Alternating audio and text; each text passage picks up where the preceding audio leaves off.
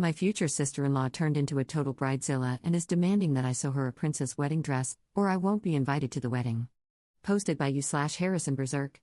My brother and future sister-in-law had planned to get married by the end of June, but then COVID happened. Long before that, he had asked me, as a wedding gift, to sew my sister-in-law's wedding dress.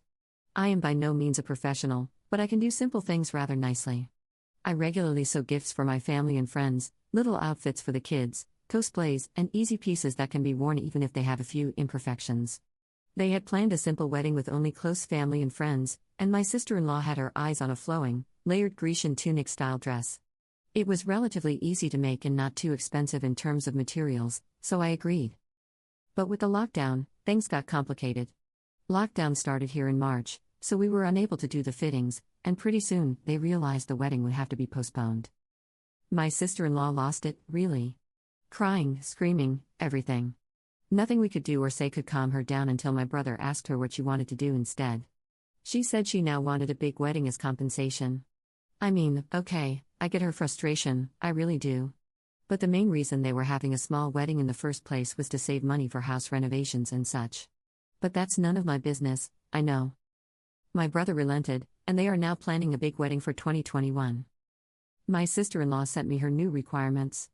She wants a full-skirted, silk, bodiced, lined, embroidered, trained, the whole princess-style dress.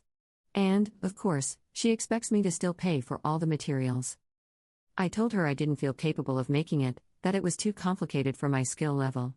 She went ballistic, insisting that I was lying, that I had done complicated things before, and that it was nothing more than a couple more stitches.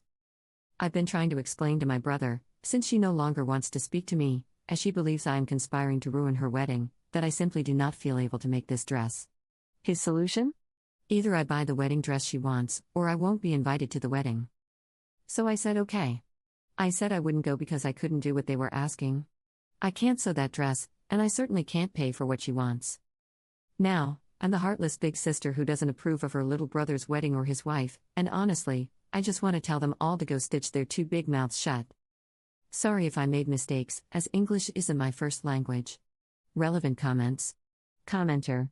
Not the jerk, this is what happens when people feel entitled to other people's time and money. I feel for you. If anything, you're doing her a favor by not agreeing to the complicated dress because, if it went wrong, she'd still be unhappy. If anyone expected me to pay for their over-the-top wedding dress, I'd have laughed my way out the door and told them to have a nice life because if they're happy to spend your money on this, they'll be happy to expect the same in the future. Ops response. I realize that I may have also set their hopes too high. Yes, I did make princess dresses for some of my nieces, but there is a world of difference between making a tulle tutu and spraying it with glitter glue for a 7-year-old, even if it does look nice from a distance, lol. Commenter 2. Duh, not the jerk. You agreed to help with a simpler wedding dress, and now she expects you to do things beyond your skill set or buy it yourself. That's unbelievable. What have your parents said about it? Ops response. Right now, it's between come on, you can do it. You have time, and you've made lovely things before. Why won't you sew her something pretty like you did for others? Don't you like her? Did you two fight? Which is, well, not so bad, I mean, they do have absolute, even if misplaced, faith in me, which is nice, and, well, you could also buy a simple dress on sale and improve it. Wouldn't that work? I'm sure it isn't that expensive, right? I'm planning on sending a selection of wedding dresses with their prices so they realize. My little brother is the youngest in the family and is rather pampered by them. Op adds an edit to her post. I am really touched by the support and the many great pieces of advice I received. Many of you, either here or via PM, gave me ideas and leads on how to handle this in the best way possible, as well as pointed out things I hadn't even considered. On Saturday, I will see my parents. I will explain to them that, as much as I appreciate their faith in my abilities, I am not up to the task, and while their support is amazing, in this case, it is misguided. I will prepare an itemized list of the costs for the first dress, the one I agreed to make, a quote from a professional seamstress in my town for the new dress my sister-in-law wants, and a few selected examples of off-the-rack dress prices to demonstrate my point. Many of you also pointed out that while my sister-in-law is planning to splurge, the question of who is going to shoulder the extra cost hasn't been raised. I want to bring up that point with them as well. Additionally, I want to emphasize that while it's nice to faire des plans sur la comète, which I believe translates to wishing upon the moon in English, for a 2021 wedding, it's not even guaranteed. Yes, having her wedding disrupted is hard, unfair, and frustrating, and to all of you going through this, I truly hope the postponement will only bring you even better things. But that does not give her the right to act this way, and I will not attend the wedding unless sincere apologies are made. Last but not least, I had no idea there were so many fabric artists, weather sewists, embroiderers, stylists, or others. I also had no idea this community would be so supportive, and I have learned a lot. So, again, thank you all. I will update next week after I have spoken with my parents. Update 1 month later. So, a lot of things happened. After a few requests, this is the kind of thing I had promised. As one of you so nicely said, my sewing style is mostly full-on Monet, the farther you are, the better it looks. But for the love of everything nice in the world, don't look at it too closely. These are the pics she sent me as examples of what she wanted: lace, beadwork, embroidery, etc. I went to my parents on Sunday. They quickly understood the huge difference in skill set required to fulfill the new request. They also discovered the wondrous world of AliExpress and Wish counterfeit designer wedding dresses because that's where they had gotten their price range ideas. Quite a few laughs were had over the expectations versus reality pics I had found. We also went over the extra costs of the new wedding, and I just advised them to be careful, as we didn't even know yet what would be possible with the epidemic threat still lurking around. 2 days later, my brother stopped by their place, before I could see him in person, accompanied by my future sister-in-law.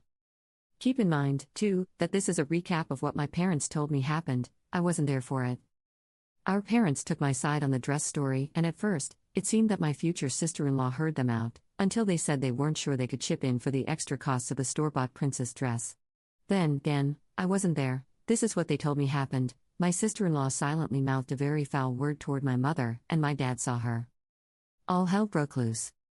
For a couple of weeks, everyone was screaming at everyone else, with my brother not really siding with either his fiancée or our parents. Our dad doesn't want anything to do with my future sister-in-law at all, ever.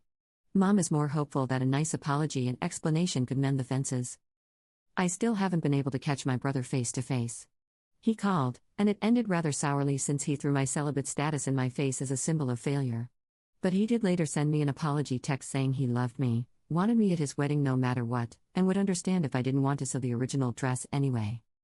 Sweet revenge, my dad was so incensed at what had happened that he took me to the fabric shop the very next day and told me, "Go wild and get yourself enough fabric for a princess dress."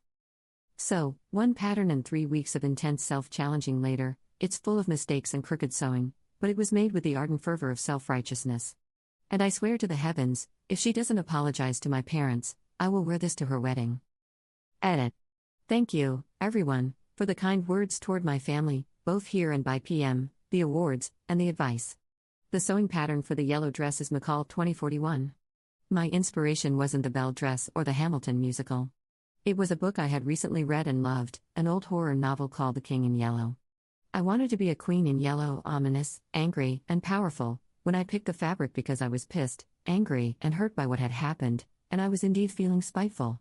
As for what my sister-in-law mouthed, well, a quick French lesson: you can worsen a lot of slurs by adding asa at the end. For example, une con is a stupid woman, une connasse is a stupid, despicable, mean woman. The slur she used was in that category, hence my usually mellow dad flying off the handle. P.S. I have decided to name that dress. And yes, thanks to all of you, she will now and forever be known as Spite Dress. Second update 5 years later. Hey, up here. I will give an update, but please respect that I will not provide any more updates after this. The marriage didn't happen. They didn't split up then, and my brother went low contact with us. Dad and I did a princess in a castle photo shoot, and he loved it. He was a dashing musketeer captain. COVID did happen a second time. She left him. We lost my little brother at the end of the pandemic for reasons I won't expand on here. It was really touch and go for my mother after that, but she pulled through with help from our community, and my parents are still there. I visit them at least once a month. I kept that post up for all the nice things people said, especially about my parents, even though I hadn't gone back to it for a long time. I miss him so much. Relevant comments. Commenter. I am so very sorry for your loss. I can't imagine how hard that must be for you and your family. And I have to say, I totally understand why everyone was saying such nice things about you and your parents. I'm glad you and your mom have your dad to be so fiercely on your team. And though it, of course, didn't turn out how anyone intended, it was incredibly kind of you to agree to gift them a wedding dress from the start, which shows what an amazing sister you were to him.